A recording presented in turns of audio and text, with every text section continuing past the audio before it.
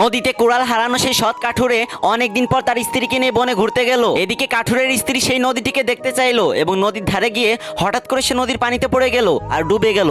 এদিকে কাঠুরেও কান্না শুরু করলো। তার কান্না শুনে আবারও জলপরি উঠে এলো এবং পানি থেকে অতি রূপবতী রাজকন্যার মতো সুন্দরী একটা মেয়েকে তুলে বলল, এটাই কি তোমার স্ত্রী? তখন কাঠুরে বলল, হ্যাঁ এটাই আমার স্ত্রী। তখন জলপরি বলল, ভালো করে দেখে তারপর বলো। এবারও কাঠুরে বলল, আর দেখতে হবে না, এইটাই আমার স্ত্রী। তখন জলপরি বলল, আগের বার তোমার সততা দেখে আমি মুগ্ধ হয়েছিলাম, কিন্তু এবার তুমি এটা কি করলে? রূপবতী মেয়ে দেখে নিজের স্ত্রীকেই ভুলে গেলে। তখন কাঠুরে বলল, আমি বাধ্য হয়ে বলেছি এইটাই আমার স্ত্রী। যদি না বলতাম তাহলে আপনি এর থেকে একটু কম সুন্দর একটা মেয়েকে তুলতেন, আর আমি যদি বলতাম এই মেয়েও আমার স্ত্রী না, তাহলে সবশেষে আপনি আমার বউকে তুলতেন আর আগের বারের মতো তিনজনকে আমার কাঁধে চাপিয়ে দিতেন।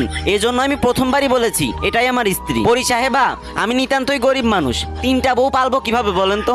একটা বউকেই সামলাইতে পারি না, সবসময় শুধু মারতে আসে। সেখানে তিনটা বউ হলে তো আমাকে কচু গাছের সাথে গলায় দড়ি দিয়ে মরতে হবে। এই কথা শুনে এবারও জলপরি কাঠুরের সততায় মুগ্ধ হলো এবং কাঠুরকে বলল, আই লাভ ইউ, আমি আপনাকে বিয়ে করতে চাই। ভাই আপনি যে মন খুলে হাসতেছেন, এই ভিডিওটা বানাইতে আমার প্রচুর পরিশ্রম হয়েছে। যদি হাতে কয়েক সেকেন্ড সময় থাকে তাহলে এই ভিডিওটাতে কয়েকবার কপি লিংক করে একটা কমেন্ট করে যান। কথা দিচ্ছি এরপর থেকে আরো ভালো ভালো ভিডিও আপনাদের মাঝে নিয়ে আসবো ইনশাআল্লাহ।